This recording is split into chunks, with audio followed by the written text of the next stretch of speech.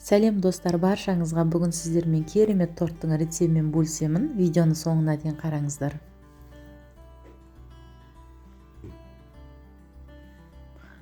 Достар, менің арнама тіркелмеген болсаңыздар, тіркеліп, лайк басып, қоңыраушаны басып, пікір қалдыруды ұмытпаңыздар.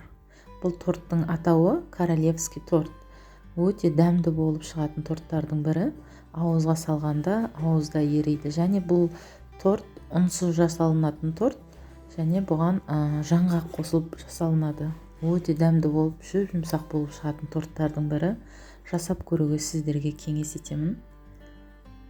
Үй іштеріңізді қуантуға тұрарлықтай торт десем де болады. Өте дәмді болып шығады.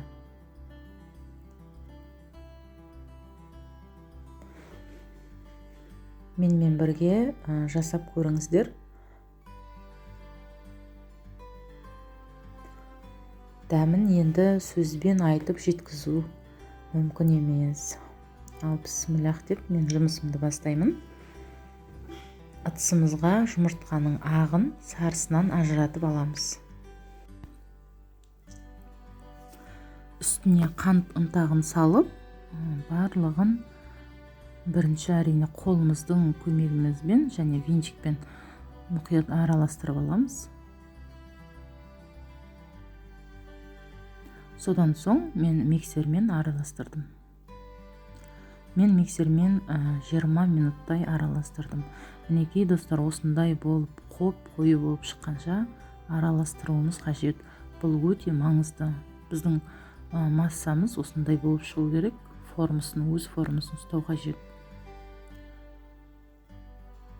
Маған осындай масса шығаруға 20-25 минут уақыт кетті. Үстіне кукурузный крахмалымызды салып, осындай етіп, видеода көрсетілгендей етіп, бір қалыпты араластыруымыз қажет. Бұл да өте маңызды, біздің массамыз отырып қалмау қажет. Мен жаңғағымды қуырып алдым, және бұны өте ұсақтап турағаным жоқ. Маған осындай ірі болған ұнайды. Сіздер өз қалауларыңызша кесіп алсаңыздар болады.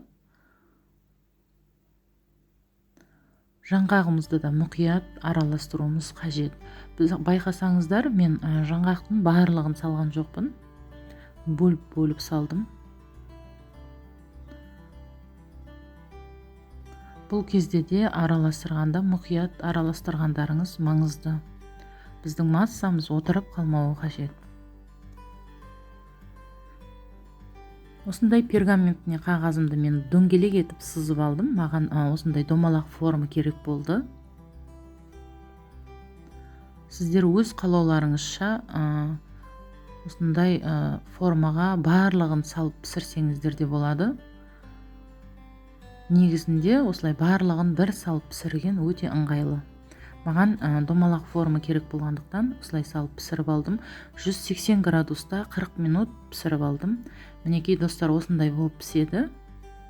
Осылай қызартып пісіріп аласыздар. Мен осындай жиегін дөңгелектеп әдемілеп кесіп алдым. Біз енді кремімізді дайындаймыз. Жұмыртқаның сарысына қант ұнтағымызды салып, және қолымыздың көмегімізбен араластырып аламыз. Содан соң миксермен араластырамыз.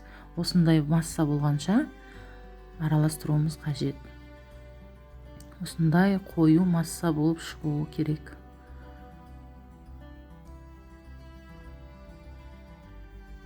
Үстіне сүтімізді құямыз. Бөлме температурасындағы сүт бөліп құйып, бұны да мұқият араластырып алдым.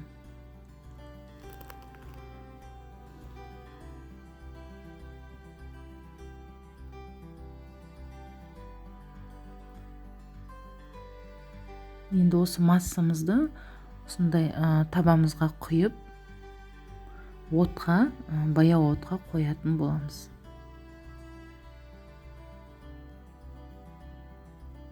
Мінекей отқа қойғаннан кейін достар, мұқият араластырып тұрамыз. Үздіксіз араластыруымыз қажет. Ол өте маңызды.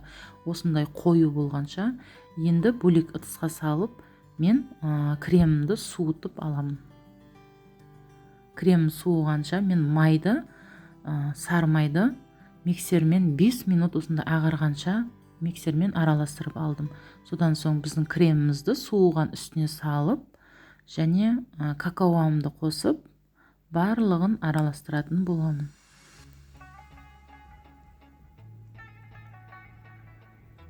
Бір ас қасық какаоны қосамын.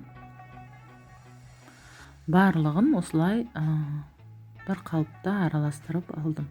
Мінекей бізде шоколад тәрізді шоколадный креміміз дайын. Барлық коржықтарым менде осындай 4 коржық шықты. Коржықтарымызды осындай мен формаға салып, өздеріңіздің қалауларыңыз бойынша әдемі ыдыстарыңызға салсаңыздар да болады. Енді осылай тортымызды жинақтаймыз. Ортасына кремімізді жағып, ешқандай қиындығы жоқ, өте оңай жасалу жолы және қол жетімді заттардан тұрады.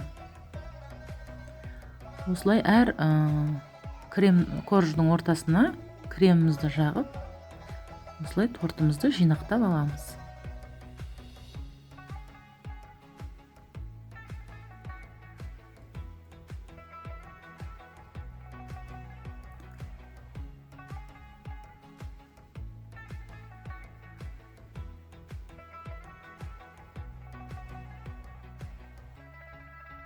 Бұл торт өте дәмді болып шығады. Жасап көруге сіздерге кеңес етемін. Жасап үй-іштеріңізді қуантсаңыздар болады. Мінекей достар, тортымды жинақтап болдым. Сіздермен бірге болған Жанарбай Мұрат. Астарыңыз дәмді болсын. Сау саламат болыңыздар.